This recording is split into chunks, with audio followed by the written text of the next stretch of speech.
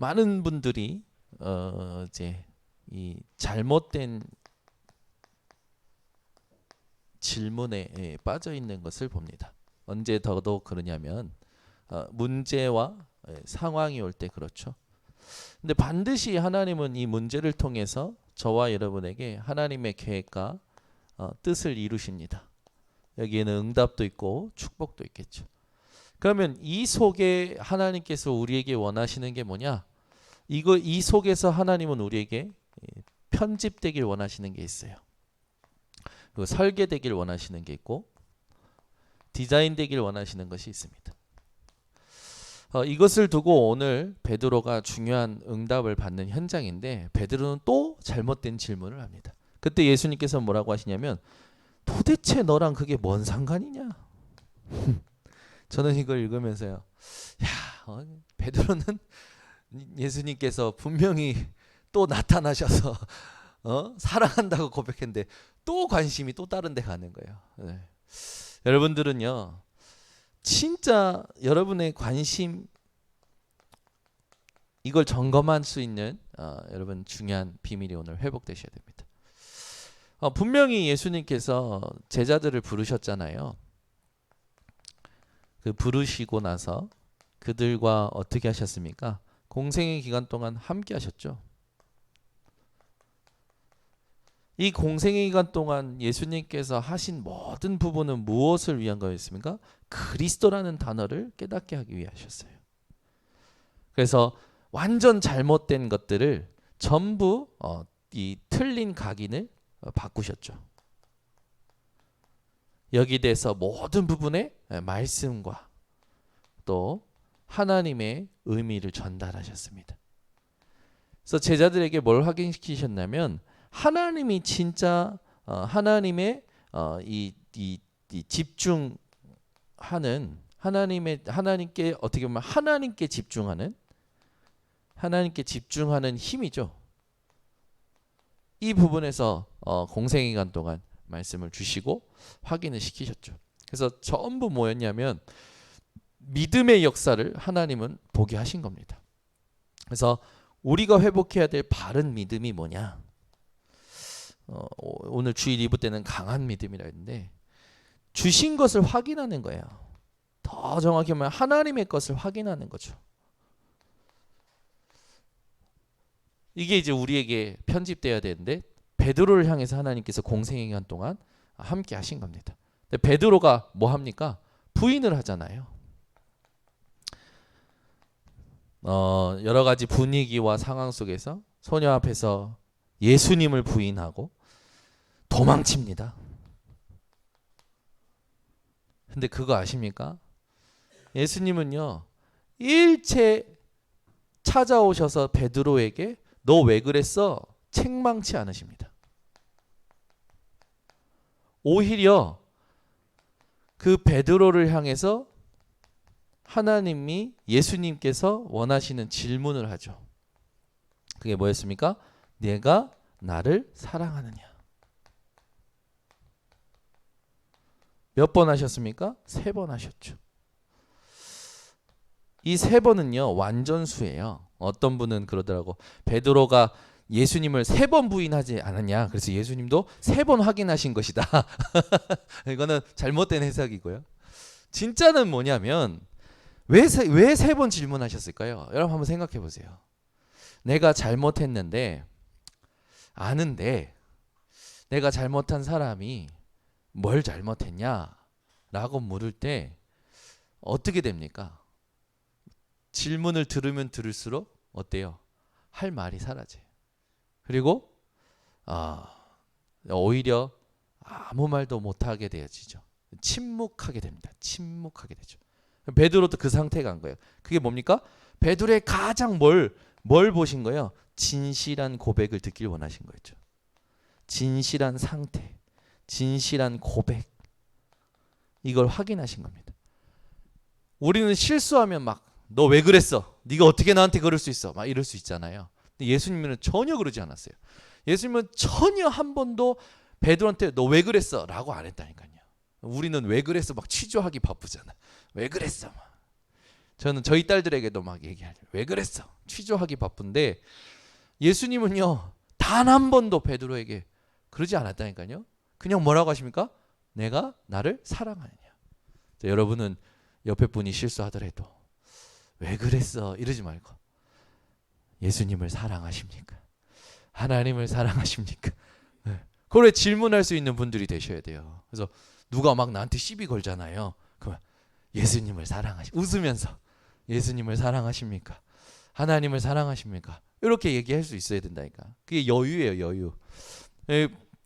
예수님께서 베드로 찾았을 때 베드로가 얼마나 깜짝 놀랐을까요? 뭐 지난번에 우리가 하게 된시 주석가들이 베드로가 분명히 갈릴리에 갔지만 그냥 간 게 아니라 예수님께서 하셨던 말씀을 기억함으로 갔을 수 있다라는 말을 했던 것을 감안했을 때 베드로가 예수님 찾아왔을 때 그때 하신 말씀이 진짜 오셨네. 그때 하신 말씀대로 또 오셨네. 말씀이 성취된 걸 확인했겠죠.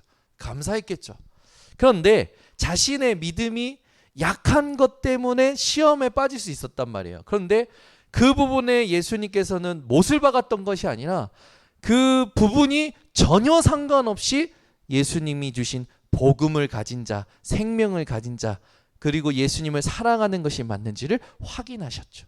우리가 해야 될 일이 뭡니까? 예수님께서 하셨던 거 확인하는 거예요.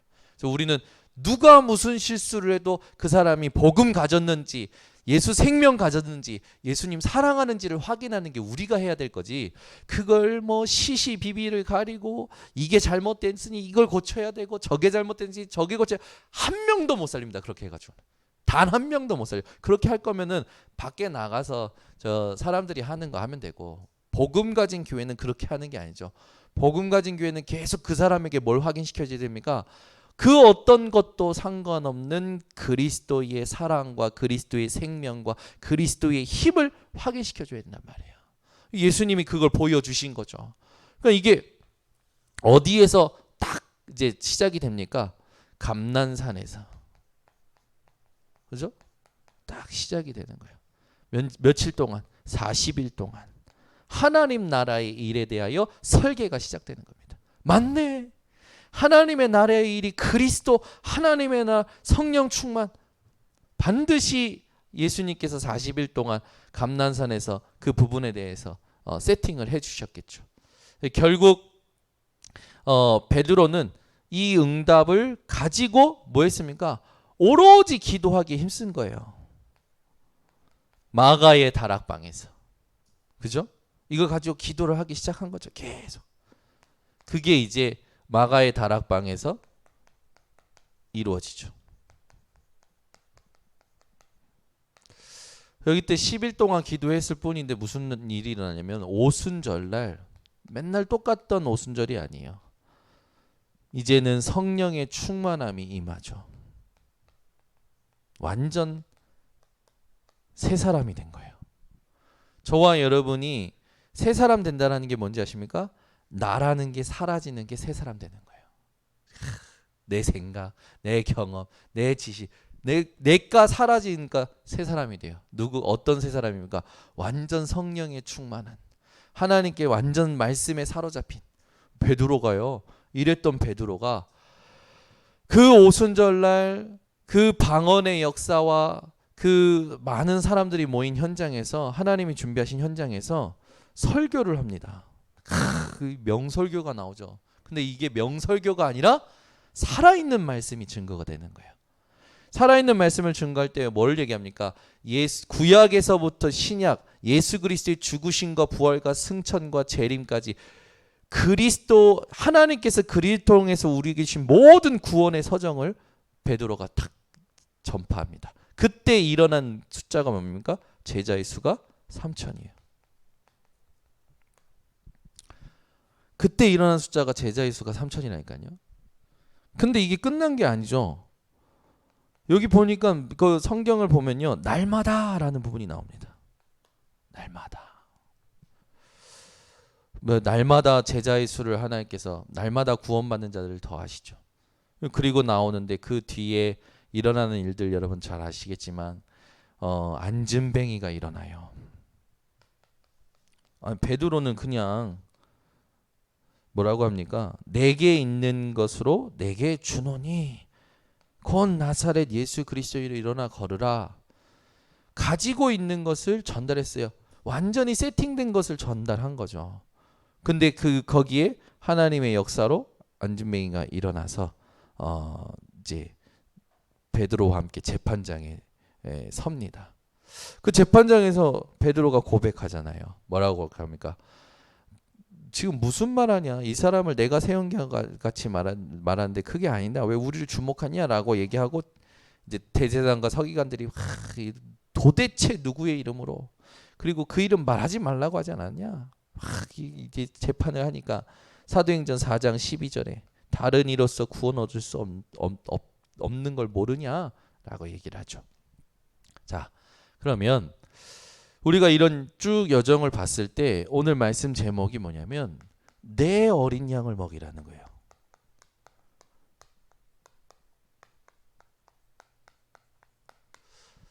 예수님께서 갈보리산, 감람산, 마가의 다락방 이 여정을 베드로에게 보여주시고 이 베드로의 모든 이 여정의 가장 핵심적인 단어가 내 어린 양을 먹이랍니다. 그것도 언제입니까? 베드로가 어떻게 보면 가장 실수했고 가장 무너지고 가장 비참하다고 생각하는 그때 가셔서 하신 말씀이 내 어린 양을 먹이라는 거예요. 그러면 어떤 의미가 될까요? 어떤 의미가 됩니까? 내가 가장 무너졌다고 생각했을 때 가장 내 상태가 아니라고 생각했을 때 예수님은 내 어린 양을 먹이라고 하셨다니까요. 그럼 우리에게는 문제 삼을 만한 게 하나도 없는 거예요. 여러분이 얼마만큼 실수했든지 얼마만큼 무너졌든지 얼마만큼 아니라고 하든지 아니에요. 예수님은 말씀하셨어요. 내 어린 양을 먹이라. 그래서 여러분 언약은요. 뭐가 언약이냐면 언약은요. 내 상태와 상관없이 임재하고 성취되어지고 하나님께서 이 여정을 가게 하십니다. 그래서 언약 속에 있는 자체가 하나님의 은혜라는 거. 그래서 여러분의 여기 보면 이제 문제 속에서 이렇게 갈 때 편집 설계하잖아요. 우리가 오늘 얘기했던 저런 과정이 있는데 이 과정에 여러분의 상태, 여러분의 리듬, 여러분의 모든 어떤 상황들 이게요 어디 안에 있느냐를 확인하셔야 되냐면 하나님의 중요한 언약 속에 있다는 걸 확인하셔야 됩니다. 제가 신앙생활을 이렇게 쭉 하다가 보니까 여기서 만약에 시작을 하잖아요. 하나님의 은혜가 임해버리니까 진짜 막 팍 올라가더라고요. 이렇게 상태가 팍 올라가요. 근데 사건이 딱 생기니까요 팍 떨어져요. 근데 전보다 더 이상한 상태로 떨어지는 거예요. 이게 이제 또 팍 올라가면 좋겠는데 신기하게 이게 천천히 회복이 되는 거예요. 천천히. 경사가 이게 처음에는 막 이제 전에는 더 했겠죠. 막 이렇게 더 했겠죠. 천천히 회복되는 거예요. 그런데 어느 날 또 사건 터지니까 또 떨어지는데 예전처럼 팍 떨어지는 게 아니라 천천히 떨어져요. 천천히 떨어져요. 그런데 또 하나님께서 주시는 은혜 또 이런 부분들 말씀을 맛보니까요. 이게 또 천천히 높아져요. 그러다가 또 사건 생기니까요. 뭔가 또 막 흔들리는 거예요. 근데 이렇게 떨어지는 거죠. 경사가 점점 바뀝니다. 저의 그 걸어왔던 여정들을 보면 이렇게 돼요. 그리고 나서 이제 점점 완만하게 쭉 올라가요. 어느 날 보니까 이제 떨어지는 게 아니라 쭉 흘러갑니다. 나는 이게 전 줄 알았어요. 이게 전 줄 알았어요. 근데 그게 아니더라고요. 완전히 언약의 흐름 속에 있었던 거예요. 그러니까 우리는 큰 언약의 흐름을 보지 못하고 지금 이게 나라고 생각하는 거라. 큰 언약의 흐름 속에서 하나님은 나를 이끌어 가고 계시는데 나는 요게 나라고 생각하는 거예요. 그러니까 오늘도 마지막에 베드로가 그 뒤에 보면은 이 19절을 보세요. 이 말씀을 하시면 베드로가 어떠한 죽음으로 그렇게 하나님께 영광을 돌릴 것을 가리키심이로라. 이 말씀하시고 베드로에게 이제 나를 따르라 하시니 20절에 베드로가 돌이켜 예수께서 사랑하시는 그 제자가 따르는 것을 보고 그는 만찬석에서 예수의 품에 의지하여 주님을 파는 자가 누구인가 묻던 자더라. 이에 베드로가 그를 보고 예수께 여짜오되 주님, 이 사람은 어떻게 되겠사옵나이까? 이 베드로가 이 예수님에 대해서 이제 관심을 가졌던 자고 또 이 사람이 예수님의 품에 의지해서 이렇게 묻던 자였는데 이 사람이 어디에 있었는지 모르겠지만 예수님 오신 걸 보고 이제 베드로가 이제 이 부분에 대해서 이제 확인을 받고 싶은 거죠. 이 사람은 어떻게 되겠습니까? 예수께서 이제 내가 올 때까지 그를 머물게 하고자 할지라도 내게 무슨 상관이야? 너는 나를 따르라 하시더라. 이 말씀이 형제들에게 나가서 그 제자는 죽지 아니하겠다 하였으나 예수의 말씀은 그가 죽지 않겠다 하신 것이 아니라, 그러니까 잘못한 것에 대해서 죄의 대가를 치르지 않는다라는 부분에 대해서 베드로는 이 관심이 많은 거죠. 근데 예수님께서 그 뭐라 합니까? 내가 올 때까지 그를 머무게 하고자 할지라도 내게 무슨 상관이냐 하신 것이라. 우린 자꾸 뭔가의 어떤 이제 심판을 원하잖아요. 근데 우리의 집중은 어디 있어야 되냐? 예수가 그리스도 되심을 따라가는 것에 우리의 집중이 있어야지.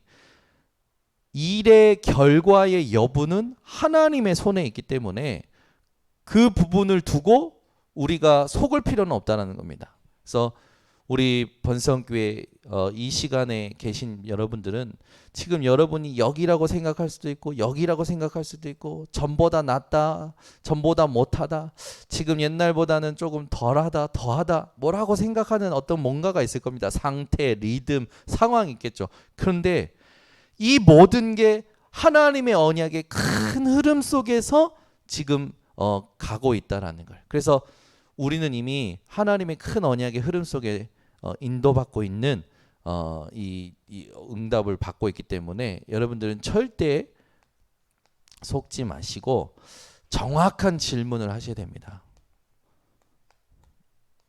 많은 사람들이요, 상황만 오면 틀린 질문을 하죠. 잘못된 질문. 우리의 정확한 질문이 뭡니까? 하나님의 뜻 묻는다, 여러 가지 말들이 있는데 우리의 정확한 질문은요, 예수님께서 우리에게 하신 거예요. 네가 나를 사랑하느냐?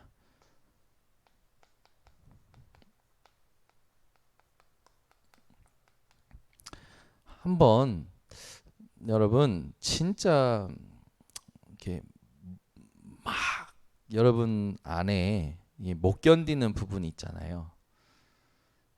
그 부분은 하나님이 일 안 하시는 것 같이 느껴지는 그런 부분이 있잖아요. 그거 앞에 한번 질문해 보세요.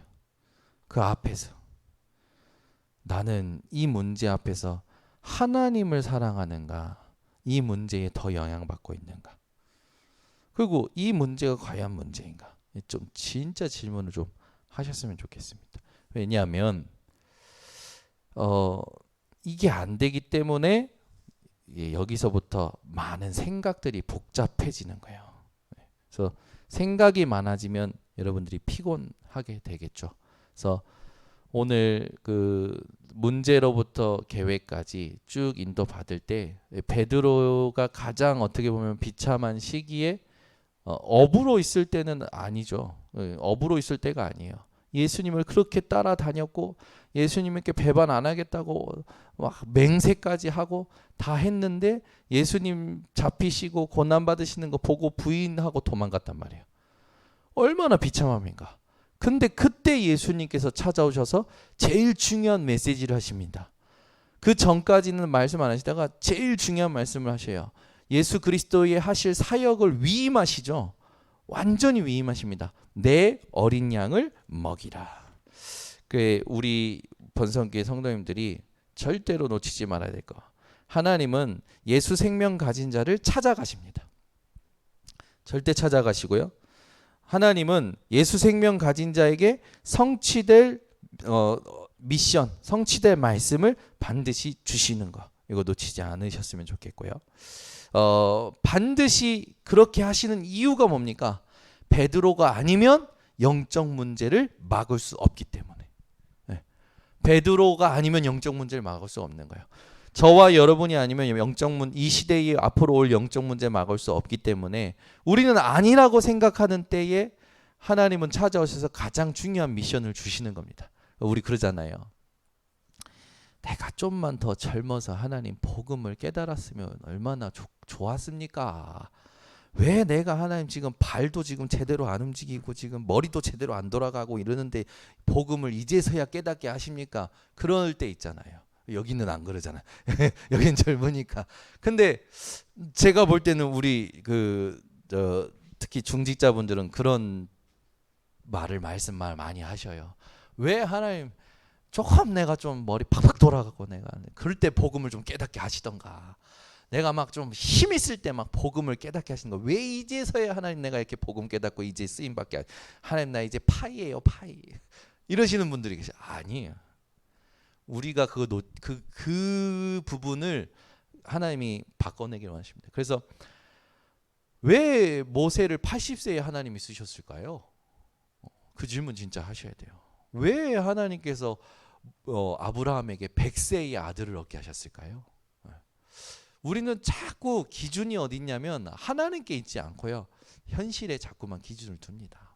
그래서 저와 여러분들이 지금이 가장 좋은 시간표다라는 믿음을 회복하기를 하나님이 원하신다라는 거. 그래서 지금을 두고 우리가 해야 될 진짜 영적인 싸움과 진짜 누려야 될 하나님의 긍휼과 진짜 감당해야 될 하나님의 미션을 오늘 1부, 2부, 3부에 하나님께서 우리에게 말씀으로 허락하신 것을 놓치지 말고 승리하시기를 예수 그리스도로 축원합니다. 하나님 감사합니다. 제일 비참한 시기에 찾아오셔서 책망조차 안 하시고 베드로에게 네가 나를 사랑하느냐 3번 질문하심으로 하나님 앞에 진실한 상태와 고백을 확인하게 하신 하나님. 그 고백 위에 앞으로 감당해야 될 모든 사명과 미션을 두고 하나님이 내 어린 양을 먹이라고 말씀을 주신 이 영적 사실이 우리 성도들에게 나의 것으로 누려질 수 있도록 은혜 허락하여 주시옵소서. 그래서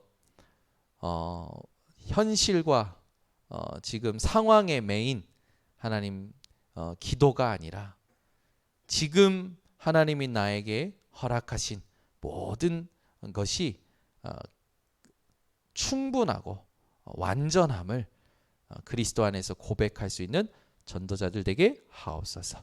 예수 그리스도의 이름으로 기도드리옵나이다. 아멘.